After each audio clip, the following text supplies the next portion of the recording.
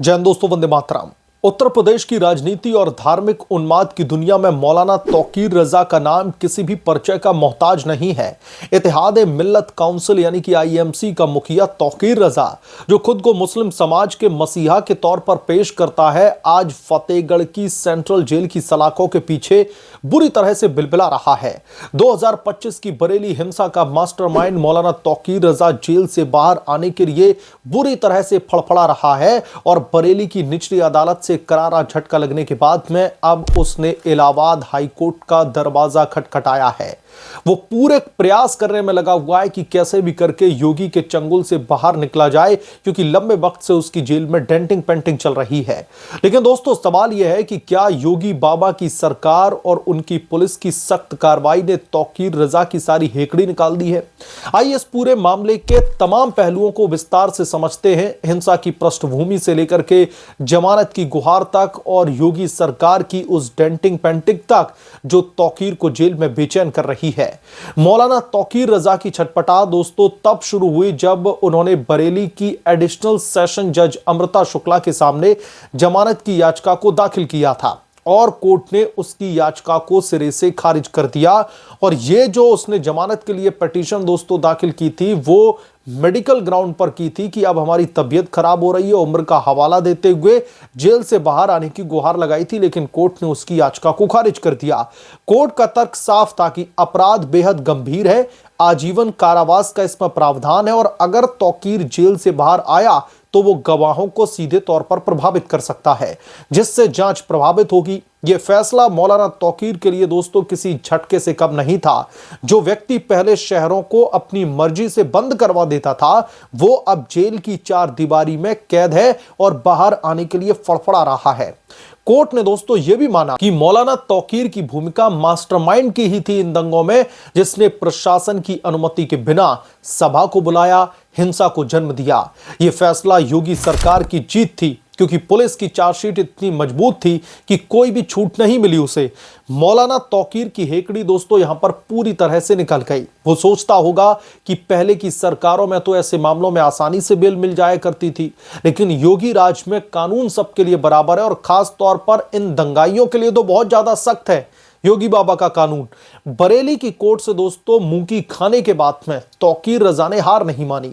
उसने Allahabad high court में एक जमानत याचिका नए सिरे से दाखिल की, जिस पर जस्टिस आशुतोष श्रीवास्तव की सिंगल जो बेंच है, उसने अब इस मामले पर 27 जनवरी को सुनवाई करने का एक तारीख जो है वो मुकर्रर कर दी है। लेकिन सवाल ये उठता है कि तौकीर किस आधार पर जमानत मांग रहा है। उसके वकील शायद ये तर्क दे रहे हैं कि जांच पूरी हो चुकी है, चार्जशीट भी दाखिल कर ली गई है और अब जेल में रखना जरूरी भी नहीं है। वो स्वास्थ्य आधार पर भी गुहार लगा रहा है, या फिर यह कह लीजिए कि तौकीर कोई फरार होने वाला आदमी नहीं है, उसे अब जेल से बाहर जाने दीजिए, अगर पुलिस को इंटेरोगेशन के लिए बुलाना पड़ेगा तो वो तैयार है। लेकिन दोस्तों ये तर्क कितने मजबूत हैं? कोर्ट पहले ही गवाह प्रभावित होने के खतरे को देख चुकी है और अपराध की गंभीरता को नजरअंदाज नहीं किया जा सकता। मौलाना तौकीर की यह गुहार उसकी बेचैनी दिखाती है। जेल में योगी पुलिस की सख्ती ने उसे इतना परेशान कर दिया है कि वो हर दरवाजा खटखटाता दिखाई दे रहा है, कैसे भी करके अब जेल से बाहर निकालो, क्योंकि उत्तर प्रदेश के मुख्यमंत्री योगी आदित्यनाथ की पुलिस जेल में उसकी जमकर डेंटिंग पेंटिंग कर रही है।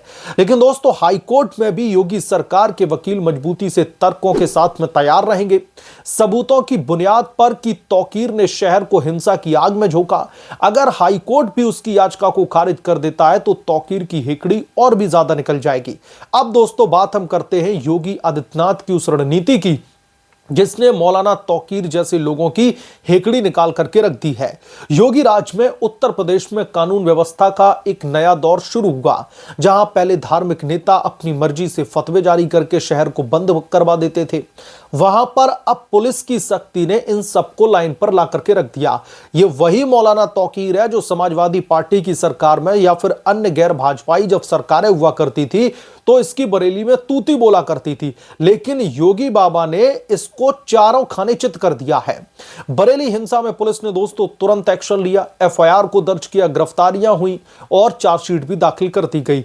ये सब कुछ योगी के बुलडोजर मॉडल का नतीजा है, जहां पर अपराधी को बिल्कुल भी छूट नहीं दी जाती। तौकीर रजा को दोस्तों केस जो है वो इसका एक बहुत बड़ा जीता जागता उदाहरण है। उसकी गिरफ्तारी से लेकर के जेल में रखरखाव तक पुलिस ने ऐसी डेंटिंग पेंटिंग की है कि तौकीर अब बिलबिला रहा है। जिंदा रहते ही उसको 72 हूरें दिख रही हैं।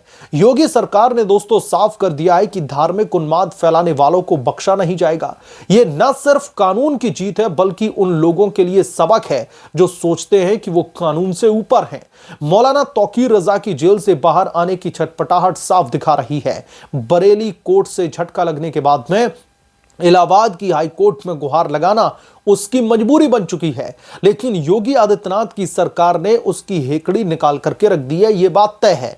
पुलिस की सख्ती, मजबूत जांच और अदालतों के फैसले सब मिलकर के तौकीर को जेल की सलाखों में कैद करके रखने वाले हैं। और जो लिबरल लॉबी है, जो लेफ्ट लॉबी है, उसे मौलाना तौकीर रजा के मौलिक अधिकारों की भी चिंता हो रही है। मौलाना तौकीर इतने लंबे समय से जेल में क्यों बंद है, उसकी जेल में क्यों डेंटिंग पेंटिंग हो रही है, इससे भी इन लिबरल लॉबी को दिक्कत है। अगर दोस्तों हाई कोर्ट भी उसकी याचिका को सिरे से खारिज करती है तो यह योगी मॉडल की एक और बड़ी जीत होगी।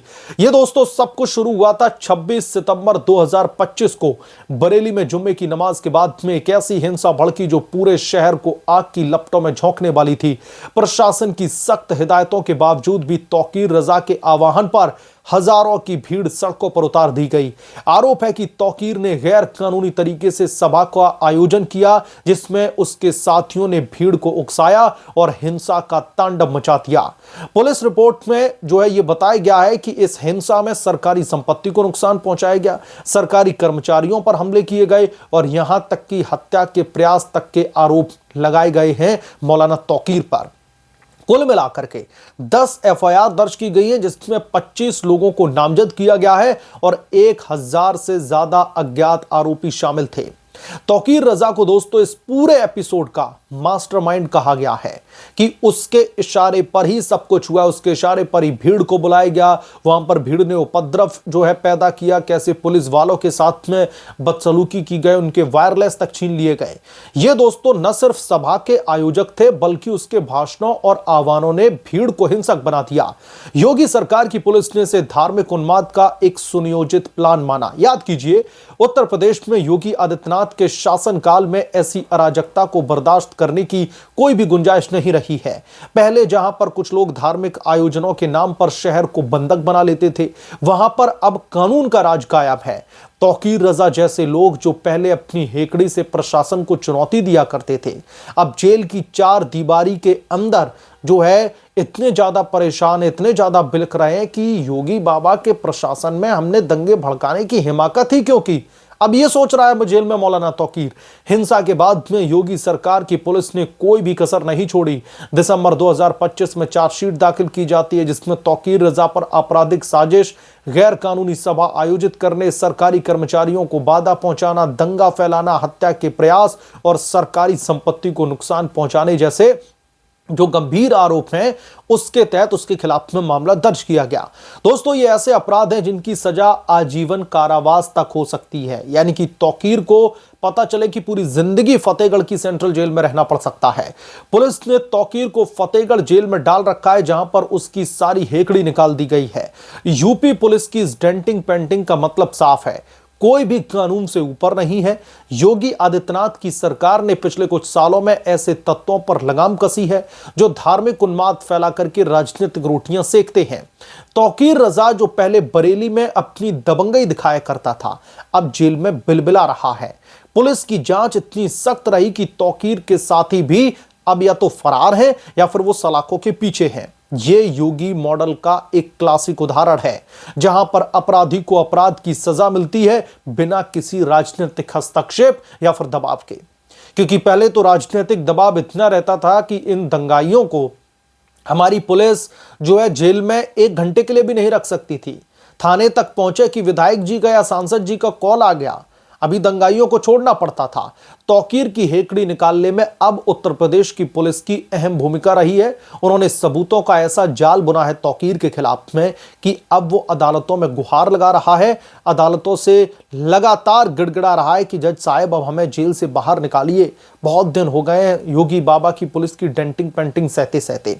लेकिन योगी ने कहा है कि आगे आने वाली इनकी पुश्तें भी दंगों का नाम सुनकर और योगी का नाम सुनकर के थर-थर कांप उठेंगे। इन्हें ऐसी सजा दी जाएगी। बहरहाल आप क्या सोचते हैं इसके बारे में, आपकी क्या राय है, हमें कमेंट करके जरूर बताएं। जल्द मिलूंगा किस दूसरे बड़े अपडेट के साथ में, तब तक के लिए धन्यवाद। अगर आप लोग चैनल पर नए हैं तो प्लीज चैनल को सब्सक्राइब करें, साइड बने बेल आइकन को जरूर प्रेस करें ताकि जब भी मैं कोई बड़ी खबर लेकर आऊं तो इसकी जानकारी सबसे पहले आपको मिले।